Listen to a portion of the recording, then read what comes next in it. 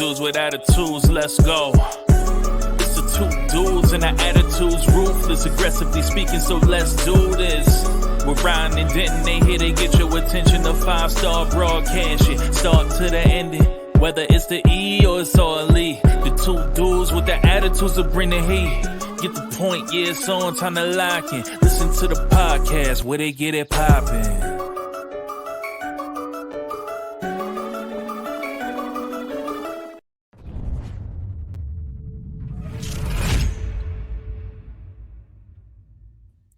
All right, it is time for another episode of Two Dudes with Attitudes, a wrestling podcast, WWE edition. As always, it's your boy, Heartbreak Dude, Denton. You know, just living my dream, breaking hearts, and spitting out facts, my man. That's right. That's right. And with me, as always, is the man who got destroyed by Drew McIntyre this past Monday. Ryan enjoys wrestling. What's going on, my man?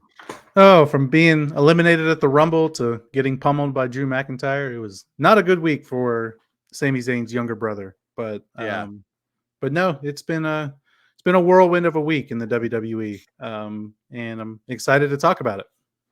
Yes, sir. Yes, sir. Is there any news that we got to cover really quick before we dive into it? There's nothing really, right? Thankfully, nothing. I mean, we have CM Punk's injury, which we'll talk about, but he has a torn tricep and he's going to be out for quite a while.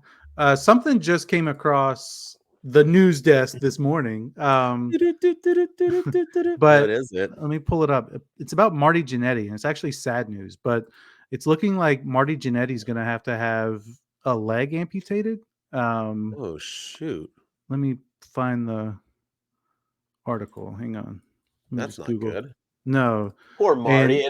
And being a huge Shawn Michaels fan, I was a Rockers fan, so I do Marty Jannetty holds a place in my heart.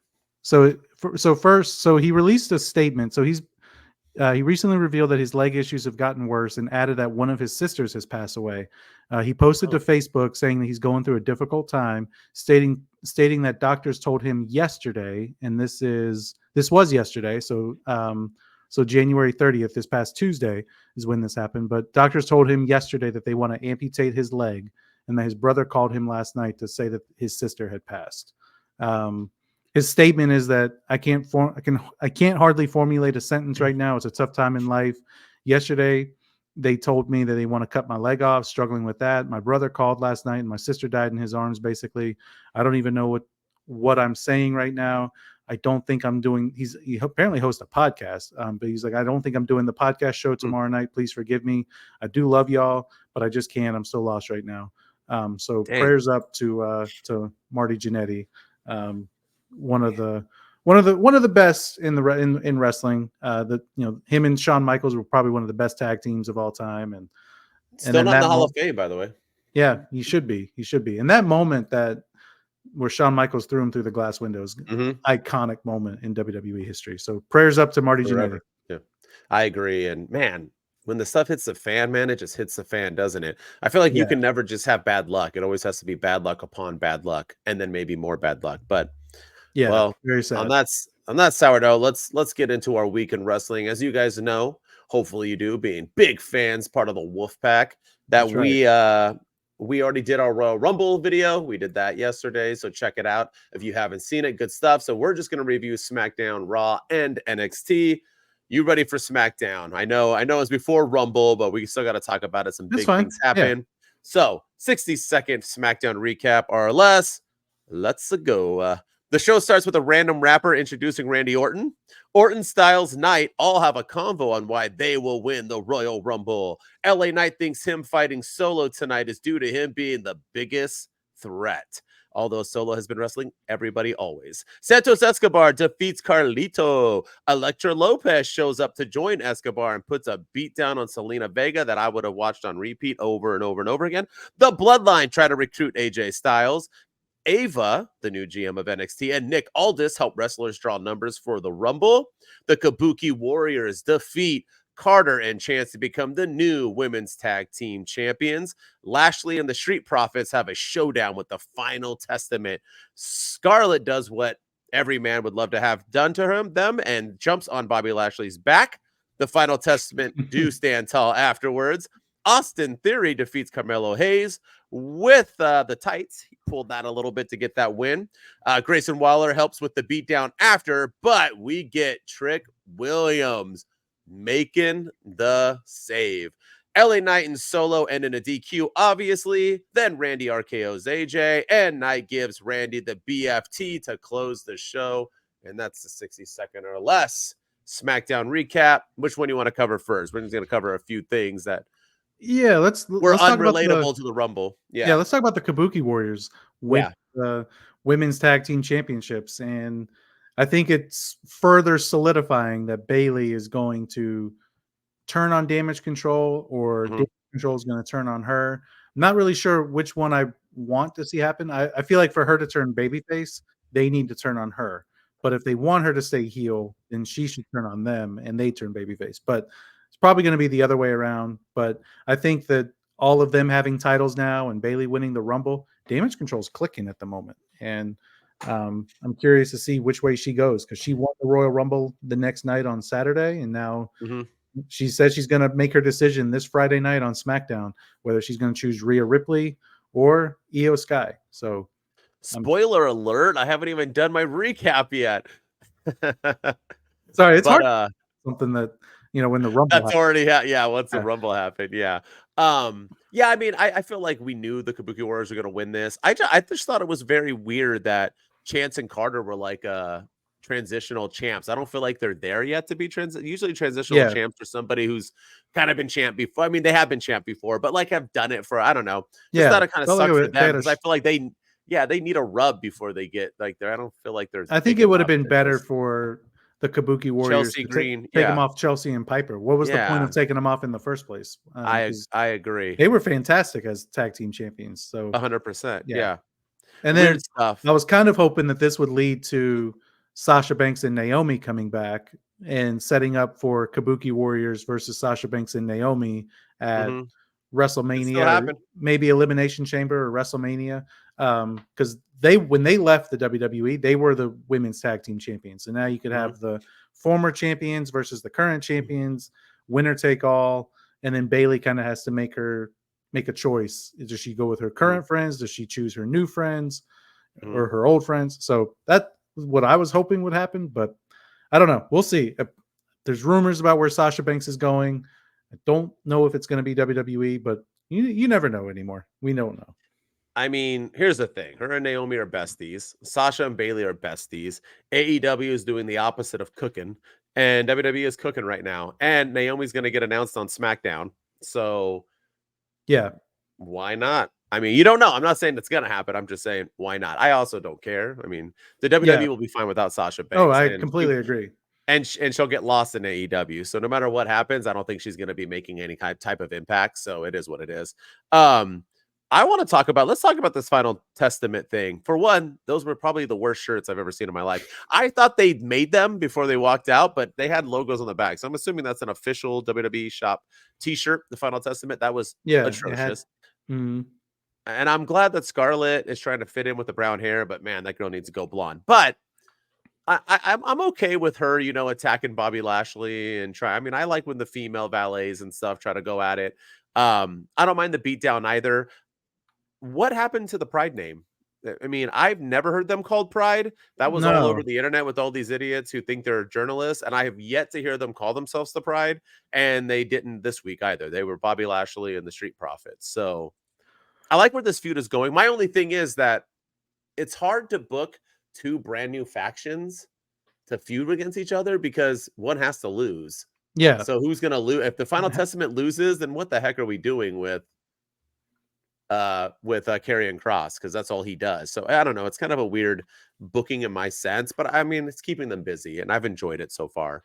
Yeah, I'm kind of with you there, where it just feels one of them has to lose, and whoever loses, the momentum kind of goes down right away, and it just. I think both of these groups need some momentum, and I don't even know.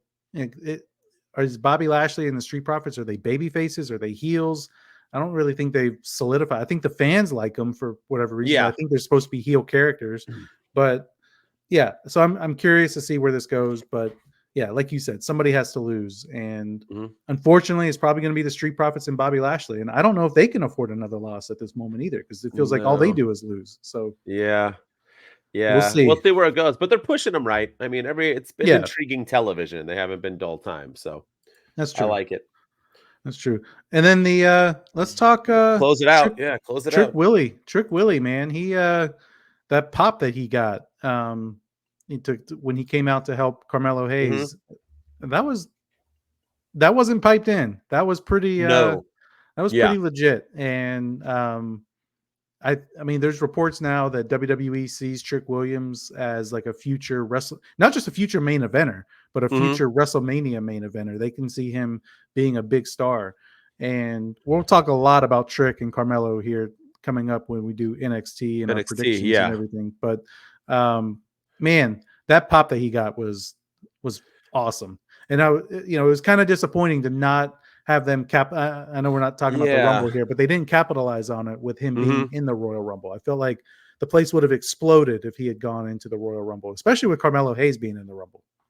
I agree. And the other thing that was NXT people usually don't translate well. You can have champion, like if Dragunov showed up, he would probably get crickets. So it just shows the power of Trick Williams. But once again, in our generations of how wrestlers get over and get popped, there's always like things, right? That kind of intrigue people to want to enjoy them, right? And I feel like we're now in the era of if you have something catchy to say or a good theme song, you're gonna get Yeah. over. A la Swerve Strickland, a la, shoot, even I mean, Jericho for a little bit was getting bigger pops in AEW because once his song hit, he was kind of blowing up. Now we Mhm. have Whoop That Trick. Now we have LA Knight. Yeah, he literally just says that, and he's huge. Like people now, I feel like we're in the era of they just want something to say. So if you're that person, it just shows like you can be phenomenal in the ring, great on the mic, but if you ain't got like something for the audience to kind of chant to or sing to, you're not going to get over as quickly Yeah. as other people Look at the can, because Acclaimed. that's the Yeah. reason. The Acclaimed, another thing. Yes. Yeah. 100%. Yeah. Scissor Me. I mean, that was like, so I feel like we're in that era now. And I think that makes a difference. Not even taken away from Trick, because I think he's a stud, but, Oh yeah. and I think Swerve is a stud and Swerve's the future, but you just need that one thing. Then you get on television, then you can do your damn thing. So good on Trick, because that was a huge NXT. People don't, even Braun didn't get that big of a pop. Oh Like, no. he Yeah. got a pop, man. They were whooping that Trick, and it's not even his. He stole it. But anyway, Yeah, he still stole it support it. stole it from the Memphis Grizzlies, who stole it from Hustle and Flow with Hustle and Terrence, Flow, which is a yeah. good movie. I don't know if you've ever Mhm, seen it, but it's a damn good mhm. movie. So It's hard out here for a pimp. I've been that's living right. that since the day I was born. All right, let's get some Monday Night Raw. You Trying to ready? get the money for the rent. Yep. Whoop, whoop. Gotta give money for the rent. Nah, I use my OnlyFans now for that. All right, you guys ready? Monday Night Raw. You're like, wait, what? How much? Yeah. Well, sign me up. Wait, you have an Monday OnlyFans? Night. Be right back. BRB, you got it. 60-second or less Monday Night Raw recap, and let's go. The show opens with CM Punk, who gives a passionate speech and announces he is truly injured. He will miss Mania, and out comes Drew McIntyre. Drew McIntyre literally, quote unquote, says that he prayed for this to happen. I guess God works in weird ways sometimes. And gives him a beatdown on the injured arm. Afterwards, Sami Zayn, for some bizarre reason, makes the save. The Judgment Day defeat DIY in a banger. After the match, the Judgment Day beat down R-Truth, and Miz makes the save. Hopefully that's the end of R-Truth. Baszler and Stark defeat Chelsea and Piper pretty quickly. Cody Rhodes brags about being a 2-time Royal Rumble winner. So much bragging that he literally makes Samantha say it twice. Yeah, Weird have some for class there. baby face to do. Yeah, it was weird. Seth Rollins then cuts him off and tells him he should face him instead at Mania because he is the real champ, and that's what his dad would have wanted. Bronson Jey Uso for some reason beats Bronson Reed in an AEW random booking match. Andrade has officially signed with Monday Night Raw, but don't you worry, Nick Aldis gets a call from Braun Breaker about SmackDown. Becky Lynch still wants to wrestle at WrestleMania. Gunther defends his title by beating Kofi Kingston. The Kabuki Warriors defend against Natalya and Tegan Nox. Bayley comes out with Damage Control. brags about winning the Rumble. Then Rhea walks out and tells her not to pick her, and Bayley seems to agree. And then we close out the show with Drew McIntyre defeating Sami Zayn in the most obvious match we have had all year. And that is the 60-second or less Monday Night Raw recap. Lots to dissect. That was a lot to write, too. I was taking these notes. Like, dang, I forgot how much happened. I don't know where you want to start. You forgot one very important detail. Pat McAfee is now the color commentator with Michael Cole going forward on Monday Night Raw, which means I don't know what's happening with Wade Barrett, but I liked Wade Barrett on commentary. I thought he was fantastic. And I think Wade's going to SmackDown, right? Yeah, I think the rumors are that he's going to SmackDown. I don't think that's been confirmed, but we'll find out. But I feel like him and Corey Graves are the same announcer. Like, you're never supposed to have. You're supposed to have a color and a play-by. I feel like they're the same. I guess that's why it was a little confusing for me, because people were saying put Pat McAfee and Corey Graves together, but they're also color commentary and not really play-by-play. So maybe Corey Graves is going to do play-by-play and Wade will do the color. I don't know. He could. I mean, Corey can do the play-by-play. He's pretty knowledgeable and he knows, how to kind of. Yeah. He can state facts. At least until college football starts, Pat McAfee will be on Monday Night Raw with Michael Cole going forward. I don't understand that either. If he's not going to do it full time always, why keep having him leave and bringing other people back? Unless they're building for more, I don't know. Unless he's not going back. Idea. He may not be going back to College Game Day. That apparently his run was controversial and people didn't really care for it because he's a little flamboyant and he's just a little out there.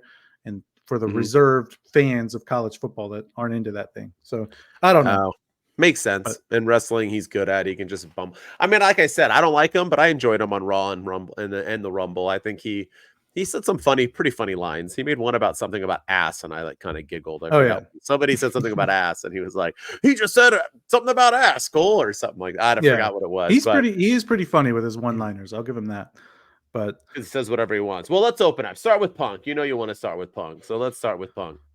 Yeah, so Punk came out and cut a pretty passionate promo just about how WrestleMania 40. He's probably never going to main event WrestleMania. He's probably never going to get his WrestleMania moment. He was so close, and I thought everything was fantastic. Punk cut a promo about he talked about how he's the best in the world, but it's not because he wins all the time. It's just something that he strives to be every single day. He talked about his UFC run.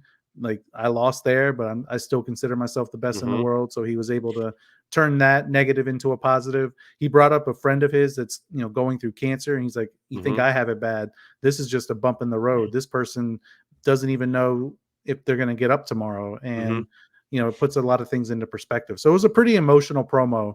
And then Drew McIntyre came out, and if he was in between before as a heel or a babyface, that man solidified himself as an official heel in the WWE, praying for CM Punk to get hurt and targeting Punk in the Rumble, and being like even the little trolling things that he's been trolling Punk on social media. I don't know if you've been seeing Hilarious. it, but yesterday he did his he was like, today I'm working out I'm doing a tricep workout because Punk tore his triceps, and he's drinking Prime, and he's like, you got to get the triceps going, and he's just even his little thing where he put his hands on his on the ring, he put his chin on the ring and is just watching Punk, and he attacked Punk. It was everything about it was just perfectly done, and I love what they're doing. I feel like I say this every week, but I love what they're doing with Drew McIntyre. The man, I know you kind of feel that it should be Gunther, but I think it should be McIntyre Seth at WrestleMania because I think he's put in the work over the last few months, and I think he deserves to have a WrestleMania moment in front of fans. And let him take the World Heavyweight Championship off of Seth, and let him continue being this character that's like targeting people. He took CM Punk off the shelf. Now he put CM Punk on the shelf. Now he's going to put Seth Rollins on the shelf, and he's going to continue hurting he put Sami Zayn out of action. He's going to continue hurting people until he gets what he wants, which is the World Heavyweight Championship. I love this. This was all great. Yeah, if they're going to give Drew the title, which I think whoever faces Seth is, because even with Seth's injury, I'm assuming after this he's going to need some time to recover. I think he'll take a break after Mania. I think he just wanted his Mania moment, even though he's had one, but another one that he's earned as the champion. I don't think he's gone in as champion before, has he? I don't think so. So this is So this is like a good moment for him, and he deserves it. Drew is better now than he was. I've never really been the biggest Drew fan. I didn't dislike him, but I've never liked him. And obviously for the past month now or something, I've been doing nothing but praising him. The dude is killing it. I loved everything. He had a tombstone with like Punk's like Royal Rumble chances ending year to year. Funny. I mean, it is. Yeah. And the fact that he's the one who injured Punk. So it's even funnier that like this has been allowed to go on. And it just shows once again, people crapping on Punk because he had a bad AEW run. Maybe it wasn't maybe it wasn't Punk. Maybe it was AEW because he's over here helping NXT, showing up to meet Cora Jade, surprising her while he doesn't have to do this crap. Like this is not stuff he would allow in AEW for wrestlers to clown on his injury. He's allowing, obviously, Drew to do all this, have fun with it. He's taking it in a stride, not moaning and complaining. I'm loving it all. But here's the thing. When they set up Punk versus Rollins, I said that would be bigger than Roman and Cody Rhodes. I still think that. Drew Rollins ain't going to have that kind of feeling. That's the reason why I'm saying do Gunther, because if you do Gunther, it has to be title versus title, because Gunther is almost the hottest thing going on in wrestling right now. Him and Seth will cook for 8 weeks. They don't even have to touch. They can just talk every week for the next 8 weeks. And that match is going to be bigger, I think, once again, than Punk and Cody. And if it's title versus title, first time it's happened since WrestleMania 6. I mean, this is like printing money, man. That's what I'm saying, is that you have to have something to replace it. If you do Drew and Seth, sure, that's good. Drew deserves it. He wins the title. He deserves that as well because he had it during COVID. But it just doesn't feel as powerful as it could. But my fear is that if Gunther is the guy, they're going to take the title off of him, and that'll be stupid. Then it won't be as big because you can't have him lose. Gunther is just so on fire right now, and title versus title, this is why the UFC does that all the time, where a guy gets injured and he can't wrestle, or he can't fight for 3 months, 4 months, and they're like, well, too bad, interim title. The reason why they do an interim championship isn't because of any other reason other than the fact that it looks good on paper. People will buy it because now, oh, shoot, it's a championship. People don't understand interim. They're like, huh? Champion, middleweight championship fight? Yay. So they buy into it. That's the same thing. If it's just Seth versus Gunther, looks good. Seth versus Gunther, title versus title. Winner, who's going to be the world champion and intercontinental champion? And is it going to be the man who fights every week, or is it going to be the man who cannot be defeated? I mean, this is like printing money. So, that's why I think Gunther posted on Twitter, I don't know if it was yesterday or today, I saw it today, that basically him holding the IC title, and it said, why not me? So, obviously, that's hinting at he wants Seth. I can see it, yeah. But what do you think about Punk? Should he, because this is his third injury in the last 2 years or so. The first one was a fluke. It was when he broke his foot doing a crowd dive in AEW. I was there. And he had to have surgery for that. It was the same time that MJF cut that pipe bomb. And then the second one, he comes back from the broken foot, wrestles it all out against Jon Moxley, and the infamous brawl out press conference. But he tore his left triceps in that match, and then this one, his first match back in the WWE, first televised match, and he tears his other tricep. So, was it the other one? Yeah. I think he tore either his left one or his right one in AEW, and he tore the opposite one in WWE. But his first match back, and he's 45 years old. It does make me a little concerned about his future. I hope that he can come back healthy. I hope he gets his WrestleMania moment. But I mean, I don't know. He's starting to become a little too injury prone for my liking. I said it on TikTok, and I said on our Rumble recap, is that sometimes your body tells you, hey, you can't do this anymore. I mean, people, like, I think that's what Brady was saying. Peyton Manning was one of them, where he was like, I can still go, but my body is telling me otherwise. Yeah, and you my have arm to listen can't. to it. Yeah, I'm not saying that he should retire, but the dude's like 3 for 3 on big match injuries in a row. I mean, why come back and then build him up? Like, what if he gets injured again? I don't know. It's weird. I don't want Punk to injure because he's hot right now, and his return will be huge. But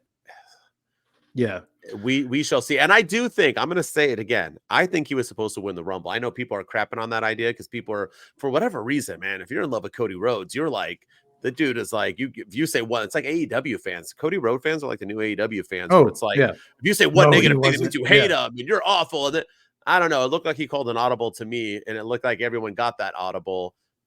I mean, maybe I'm wrong. It doesn't really matter in the long run of things, but it makes more sense that Punk was going to win. But I mean, so they had a future plan for him. It's just a bummer. I feel bad for him. I do too. It felt like this run was going to work out better than his AEW run for sure. And it was kind of gone too quickly. Yeah, I agree.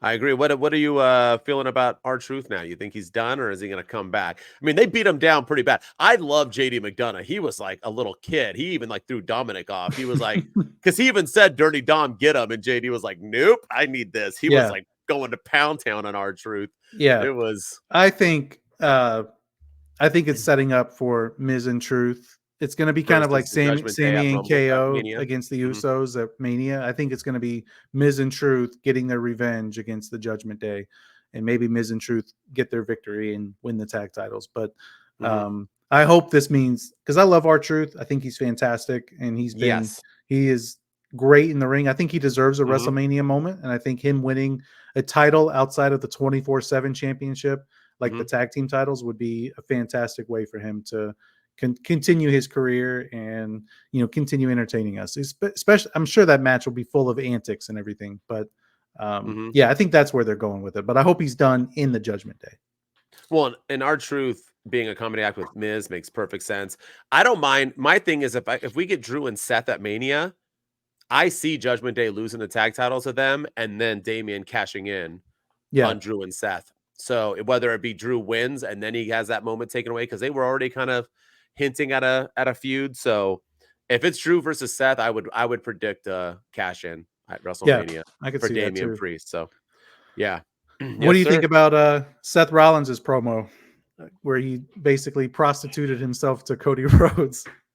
Like legitimately did. Yeah. So I saw a couple of Cody hardcore fans, and one in particular who was like, "Oh, you're so desperate. No, this and that." And like, once again, this isn't real. This is fake. So it's scripted. He's not literally like begging Cody to, but I always think it's weird when a champion is trying to get like, this is the second time Seth has done this. Like Seth and Shinsuke. Like Seth beat Shinsuke, and then the next day on Raw, Seth was once again like, "Come on, Shinsuke." Yeah. Like, and Shinsuke was like, "I'll put my belt on the line." Yeah. "No, thank you. Like, you wait for me." Like, no, bro. Like, you're the champ. Like, the champ doesn't have to fight anybody. Like, you want to fight him or not? If not, he can move on. He's the damn champ. He gets to call the shots. So I did think that was a little weird, but here's the thing. People are like, "Oh, it's desperate." No, it's not. It's because if Cody said he's fighting Roman already right now, then what's the point? They needed some kind of build. They need a little bit of a tease to get the casual, once again, casual fans to buy into it, that, oh no, it's going to be Cody Seth at Mania. Like, I see people putting it on. It ain't going to be Cody and Seth at Mania, guys. Stop. This is just because we need this. Roman's going to take a few weeks off. Then Cody will announce, and then we'll move on. And they're probably truly trying to figure out, yo, what do you want to do? Like, Seth and Drew, Seth and Gunn, like, what they probably want to make sure they have that too beforehand. But did it come off? I didn't think it came off desperate, because he brought up his dad, and he brought up, like, hey, I'm the working man champ. Why do you want to take Roman's belt? Like, it ain't. But once again, if Cody won that belt, then that would be the working man belt too. So yeah, that's like stupid. It was my problem with it. It was a dumb, like, and why would he pick Seth over? I don't know. I thought it was stupid, but it was just WWE's way of trying to prolong the announcement the best they can. And apparently they're both going to be on SmackDown this week, Roman and Cody. So I could see Paul Heyman coming out and manipulating him too, being like, "Hey, Seth Rollins has a point. You should wrestle Seth at WrestleMania." I knew your dad, and And the one thing I'm thinking, and this is probably going to be a little bit of a hot take, but I kind of think Cody should choose Seth. And that's mainly because selfishly, I want to see Roman Reigns and The Rock. And I don't want it to happen at WrestleMania 41. I don't want it to happen at SummerSlam this year. I don't want it to happen on the first Raw of 2025 when they're on Netflix. Like, I want it to happen at WrestleMania 40. This is supposed to be the biggest. This is a 40 years of WrestleMania, and that's the biggest match that they can give us. And they've been teasing it and teasing it and teasing it. And I feel like this is the Bloodline, I don't think can last another calendar year with the current booking situation, unless they add somebody else or they do something. But with its current iteration, I don't think it's going to last. And so selfishly, I think they should do Cody Rhodes versus Seth, and then give us Rock versus Roman at WrestleMania. So, but at the same time, I didn't like how Seth went about it. I think Seth should have officially challenged Cody for the match at WrestleMania, saying that, you know, I'm the face that runs the show. It's Monday Night Rollins. I've been the best on this. I've been the working man's champ. The one thing that's eluded me is you. You know, you came in and you beat me 3 straight times, but I'm bigger, faster, stronger because of that. And now I'm the champion. And, you know, you want to come out and say you're the best. Well, I have the belt that says otherwise, but you're the only one that can beat me, or you've beaten me 3 times. You have my number, but I think I'm better than you now, or something along those lines. And then he challenges him for WrestleMania. That's how I wanted it to go down. Bring up their history together and their past, and remember, you know, maybe dive into Seth's heel character a little bit, and remember how he wrote Cody Rhodes off TV. He attacked Cody Rhodes when he had the torn pec and targeted it. So I wish they would have gone after that, but that's just me being selfish because I want to see The Rock versus Roman at Mania. Now we don't get Punk versus Seth, which could have been big.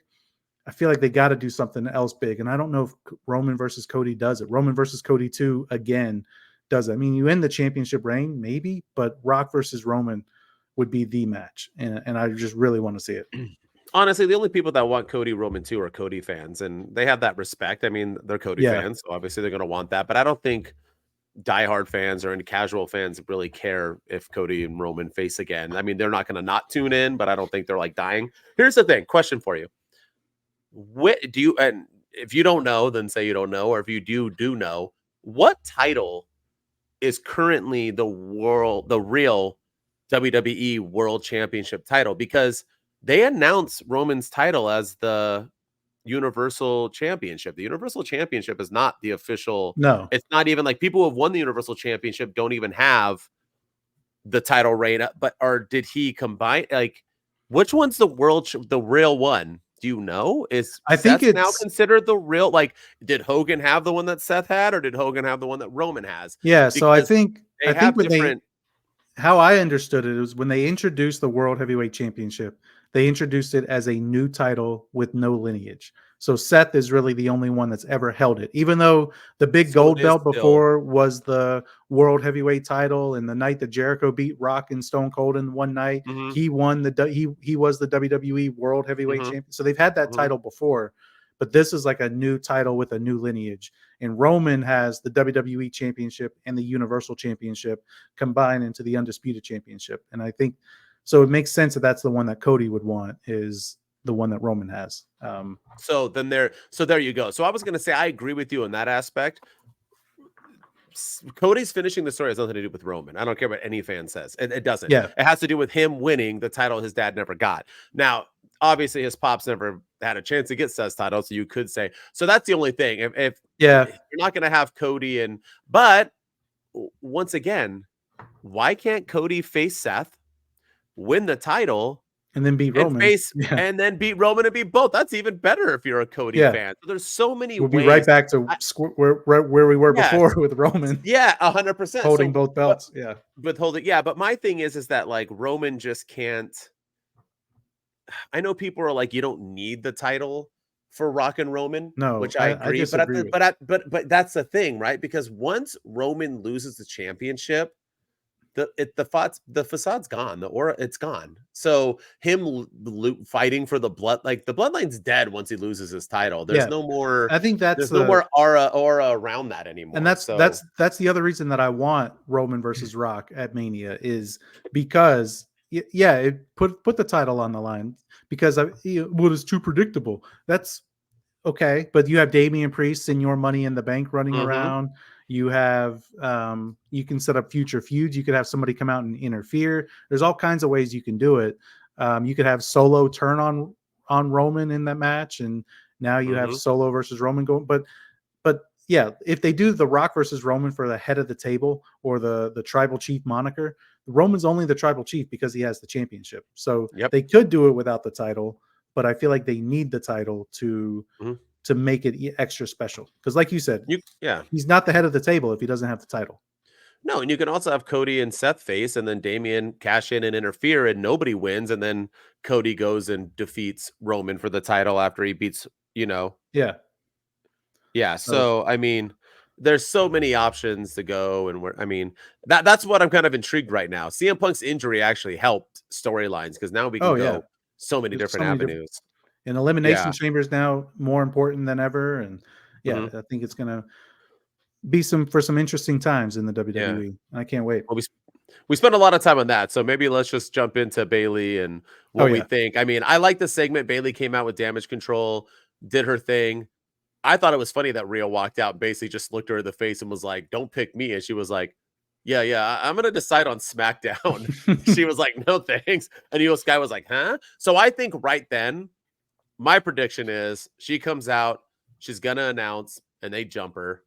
They put a beat down on Bayley. She's going to choose Io Sky and move on with her life. I feel like that's what the only way is Bayley a babyface. The crowd's behind her. She just finally got her moment. She defeats Io. I think that's what's going to happen. Or she chooses Io Sky saying like, "Hey, I'm just going to choose you." And then they beat her down. Either way, I think she gets beat down at SmackDown and she turns babyface and leaves Damage Control. I think it's done. That's what I think. The problem is who's going to be the leader of Damage Control? None of them even talk. Yeah. Is it going to be Dakota Kai? So she'll just be the mouthpiece. She'll be the Adam Cole, like Undisputed Kingdom. I don't. Yeah, maybe. I mean, I don't. Or maybe Damage Control just isn't a thing anymore, and they just kind of all go their separate ways. The Kabuki Warriors are doing their thing, and Dakota Kai and Io Sky are doing their thing. But yeah, I agree with you. And the fact that everybody from Damage Control walked out and climbed out of the ring and left Bayley high and dry. Left her high and dry. Yeah. So I think something is if it doesn't happen this week, I think it'll happen next week or something, but just to keep that intrigue going. But yeah, I do agree that it's got to happen soon. I agree. All right, let's get into some NXT. You ready? Yeah.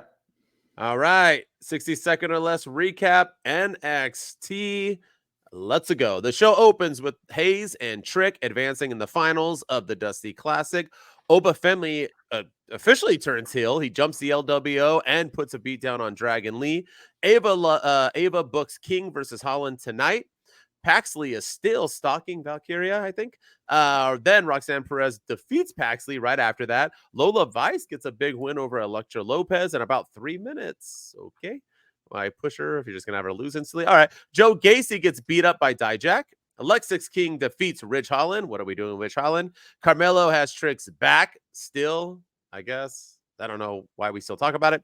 Chase U was saying goodbye, but JC Jane comes out and says she will save Chase U by releasing a Ladies of Chase U calendar because I guess Andre Chase was only in debt for about $40. Andre Chase is happy now. Ariana Grace defeats Fallon Henley because Henley beats Tiffany Stratton and then doesn't win ever again. Dijak throws Joe Gacy into a giant dumpster. Baron Corbin and Braun Breaker are besties. Noam Dar defeats Von Wagner, but Wagner gets the last laugh. Ava is mad at Dijak, but Joe Gacy literally pops out of the dumpster to tell her he wants a match with Dijak, which she then books. Trick Williams and Dragunov close the show with a face-off. Corbin and Breaker beat down Trick, which Carmelo gets the save.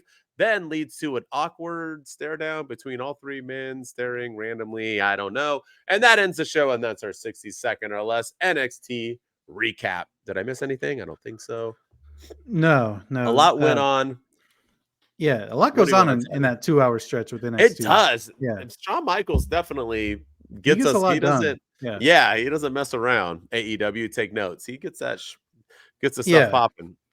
So I think we should. I mean, we kind of talked about it before we went on the air, but let's talk about the Ladies of Chase U and how the timing of that feels really bad right now, considering not just the time of the year. I mean, today's February 1st. So is it going to be an 11-month calendar? Is it going to be, February to February? Are we even going to look at January? Because January is good. By the time this is released at the pay-per-view, it's going to be, February 5th or 6th or something. So, but also more serious note, the Vince McMahon allegations that came out with sex trafficking and, sexual assault. And now you're kind of using the Ladies of Chase U to do sexy poses to sell a calendar. I mean, I'm sure there's more stuff, I'm sure there's going to be some complications along the way. I'm sure there's probably going to be something because JC Jane isn't entirely trustworthy, but at the same time, it just felt like awkward timing to do something like this. And, I'll see it play out, but it just feels really awkward right now. I agree. And my thing is too, is that because it's not only about the sex trafficking and the other disgusting things that Vince McMahon, allegedly did, but the fact that there's talk about how all these female wrestlers from the days, because I don't think a lot of them right now are currently getting mistreated, because I haven't heard any of them say anything or come out, but in the past, that there were the female wrestlers who were being forced to do things they didn't want to do, and this and that, and the Trish Stratus's and Stacy Keibler's being forced to kiss his butt and make out with him and bend over in front of him and do all these gross things during the Attitude Era and after. It's just really weird to just follow up with like that. Shawn Michaels would book that. Like, that's your big idea. Not only that, that's like it. Like, let's do a car wash. Like, what? The whole point that I said obviously he's in debt for $40. Like, they shut down his university. Like, you think a calendar of girls that I have no idea even existed? I didn't even know there were girls of Chase U. I thought her and Homegirl were the only ones in Chase U that were females, but now all of a sudden they got enough girls to fill up a calendar, and I'm going to invest to buy so much so that his debt is going to be not only paid for, but also we're going to then start Chase U back. Obviously, this is going to be JC Jane becoming the Chase U principal or president or dean or whatever he is afterwards, because there's going to be something that says that, like, well, I made the money, so I'm in. But nonetheless, it was just a stupid, like, it's like a straight, like, Saved by the Bell episode. Like, that's what Saved by the Bell did to earn like $1,000 in cash to pay for a fundraiser. Yeah. They took creepy pictures of them on the swim team. It's like a famous episode. Like, that's I don't know. It seemed like Shawn Michaels sometimes. I'm like, bro, you got to get out of the Attitude Era, dude. Like, that stuff doesn't really also got to get out of the 90s. Work anymore. That's the other, like, it probably worked in like people love their calendars in the 90s. I dated girls that had like NSYNC calendars on their wall and Jonathan Taylor Thomas calendars posed, doing, I had some Sports Illustrated, swimsuit model calendars. So, we all have those calendars, but that's 2024 now. Like, we have our phones. We don't need calendars. And how many calendars have you seen in people's houses lately? I know Mandy, like Rose and stuff, still does calendars, but how much is she making off of it? Like, I don't know if people are still. I haven't seen a calendar at anybody's house in a long time, whether it be an NFL calendar or whatever. And the storyline, like you said, is just not realistic. Like that. Like, he's in debt. How much is he in debt for? Because if a local university here shuts down, the last thing they're going to think of to raise money is let's do a calendar of all the hot chicks at this campus, and that'll get people back here. That'll raise the that'll raise the interest in people wanting to attend. Like, no, we're not. Yeah, it's a stupid story, but I feel like there's going to be some more shenanigans. So I'm going to let it play out, but it just felt like the timing of all of it was bad. And with that said, we want to go to WrestleMania, so officially next week we are going to have our Two Dudes with Attitudes calendar coming out. Oh yeah. It's going to be good stuff. Check it out. Check it out, people. Wait until you see what I do for April.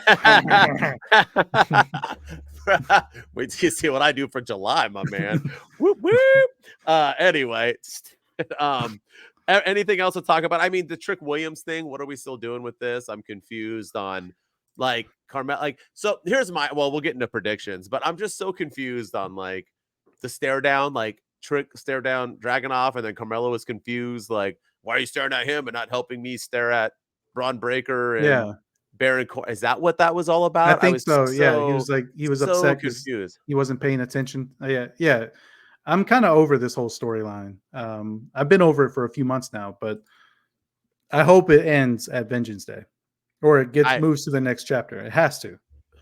I don't know what's going. And it needs to end, and I think it will. I'll go into my predictions. Other than that, I think that was really it, right? I mean, Oba, Femi, and I don't. With Ridge Holland, like, why is he losing? I thought you were building him up to be this, dastardly person who, breaks people's necks and hurts people, and you had him crying on TV because he didn't mean to, but then you're having him lose to Lexis King of all people. I don't know what some of the booking decisions lately have been very questionable. Like, they don't know what they're doing with these people. Although this was a better episode of NXT. Yeah, it was a good episode. Also Henley. I mean, she literally beat Tiffany Stratton to make her like farm girl, and ever since then she's only lost. She's lost every match since then. why have her beat the likes of Tiffany Stratton if you're not gonna? It was like that one time that Action Andrade guy beat Jericho, and then he like never like. Yeah, he Why just have lost afterwards. or Yeah. every time Edge wrestles, like why have them wrestle these big time people if you're not going to do anything with them? It's not a rub if you're not giving them the rub. So I don't know. I think it's all weird, but what can you do? What can you do? But anyway, that was our recap of WWE this week. I like that we didn't have to talk about anything bad. It was all good. I'm loving it. Let's keep it going, WWE. Let's keep the focus on, the good things. Speaking of good things too, there was that awesome moment. I don't know if you saw it with the Make-A-Wish child and Roman Reigns walking him out to the thing or whatever. I mean, once again, these are the things I like to see on WWE. The John Cena Make-A-Wishes, the Cody Rhodes signing autographs after his Royal Rumble win and not the dumb, disgusting Vince McMahon, choices in life. And I listened to 83 Weeks. Go ahead. Go ahead. I was just laughing at when you brought up the Roman Reigns Make-A-Wish. It was hard to take that because the kid had his arm on the back of Roman Reigns while Roman Reigns was walking through the crowd, and Roman is like mean mugging and stuff. It was really just funny to watch. It was hard to, it was like, he's doing a cool thing, but he's trying to stay in character.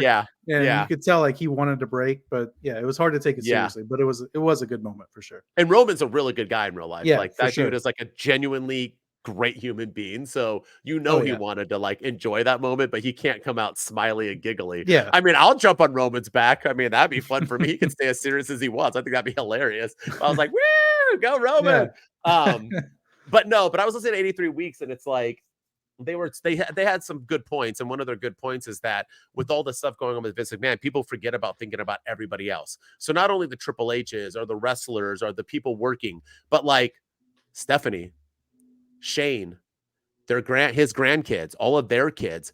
These kids are old. Some of them go to college, they're going to school, how they're thinking, and that it's disgusting that people on the internet who have no guts and they hide behind a computer. Even if you show your face, you're still hiding behind a computer. You're not doing this in public. Oh no. Or would say this to anybody. I don't care if you have 8 million followers, you're still hiding behind a computer. That these people like attacking the Triple H's and other people because of Vince's choices, you have to remember, you never truly know what's going on in anybody's life unless it's you. You have no idea what's going on in your wife's life, your kids' lives once they get older. Once you're an adult, you move around freely. You have no idea what's going on in life. So for people to be attacking other people for Vince's awful choices is gross. And I think it's just good that these are the moments I like to see with that. And hopefully it continues to get some good momentum going for the WWE, because Vince is not WWE. Whether or not he created it or not, he's not the WWE. It's the wrestlers and the people who work there and all the other good people trying to move on from this horrific allegation. So I completely forgot about doing it. I forgot about Shane McMahon's kid. He's a quarterback for a football team, Indiana, I think, or somewhere like that, Nebraska, one of those schools. You don't think he's getting ribbed for that? You think those people are being nice about it and they're not doing poop jokes and rape jokes and this and that towards him, that it's his grandpa doing it? Like, that's the thing, man. I didn't think when you about have that. kids and stuff, man, and you know this, every decision you make in life now is not just for you. It's for them. That's a representation of everybody. And you know what I mean? Like, it's just, and the gross. Internet's this day and age of technology and everything, it's a scary place for sure. The world is so scary right now with all the social media and everything. So I hope. Let's keep the positive stuff going, and let's talk more about that than everything. So, and with that said, thank you for tuning in. We are blowing up finally on Crack the code. We did it. Let's keep it moving. Keep telling your friends about us. Keep subscribing. You guys are watching, liking, commenting. I'm digging it. Like I said, this is our year. We want to be big by the end of this year. So let's keep pushing Two Dudes with Attitudes. If you appreciate a real wrestling podcast where we talk about the real stuff, we're not just sitting here rumbling around in our beds. We are talking the stuff and doing a real podcast. So thank you, Wolfpack, for tuning in. As always, I'm the Heartbreak Dude, Denton. You can catch me everywhere on social media at HBD Denton, the Dude of Wrestle Talk. And with me, as always, is Sami Zayn's twin brother, Ryan Enjoys Wrestling. If you like this video and you want to see other videos like it, hit that subscribe button, turn on the bell for notifications, and every time we upload something, you'll get notified and you'll get an alert. And also go follow us on TikTok at Two Dudes with Attitudes. Hit us up on X at Two Dudes PC. And then go follow me on any social media platform as well. Mainly Instagram and TikTok right now. YouTube and Twitch are coming, but it's at Ryan Enjoys Wrestling. Yeah, and whoop that trick, y'all. That's 2 right. Wolfpack, we out. 2 dudes with attitudes, let's go.